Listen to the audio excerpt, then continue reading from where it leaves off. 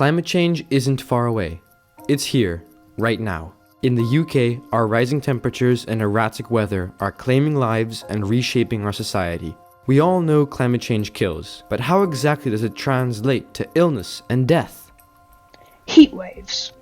In 2023, the UK experienced 2,000 heat-related deaths in the summer alone. By 2050, this number can rise to over 10,000. Not only this, our cities trap heat concerningly well. During heat waves, London can rise to over 10 degrees Celsius hotter than the countryside. As a side effect, over 40% of workers report productivity declines during heat waves. This heat can affect us in our day-to-day lives, especially our health. Heat waves are key to becoming more susceptible to heart and lung conditions, kidney disease, and even pregnancy risks. But heat isn't the only threat.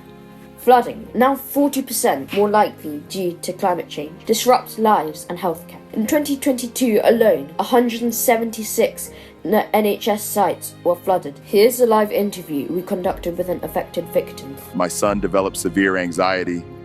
We lost everything.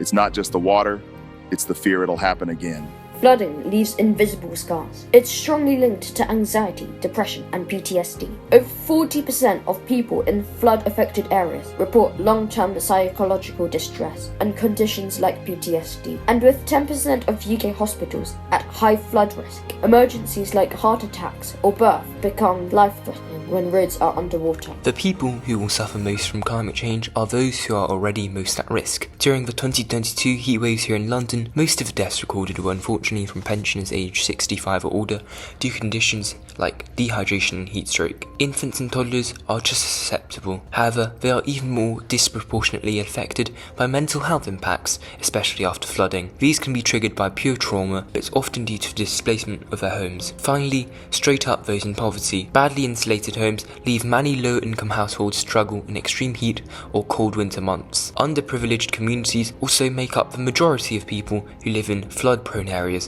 which isn't good for the longevity of their homes. But hey, we're not cooked just yet. There's a lot of things we can do to make the future a better place to live, and the UK has already started work. Retrofitting old homes to make them more energy efficient is amazing for the long-term sustainability of our energy and resources. We can use low-carbon heating systems, like heat pumps, and we can add more shade to reduce overheating risks. Expanding green spaces. We love a nice park or two, but they prove extremely useful in reducing the urban heat island effect. Plus, green spaces improve our overall mental health as well as enhancing our air quality and providing shade during heat waves. We sure love fighting Mother Nature. As humans, we have made such remarkable progress at preventing floods. We've invented flood barriers and improved drainage systems. We can relocate critical infrastructure out of high-risk zones. And we can save some of the water from the floods and transform it into useful drinking water. Finally,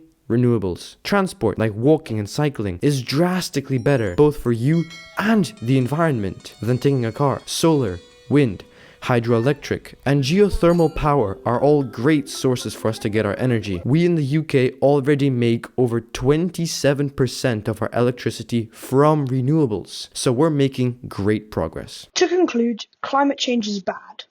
Many have died and will continue to die, but the future is looking bright. It is up to all of us to make a difference, that at least it's a difference we can make.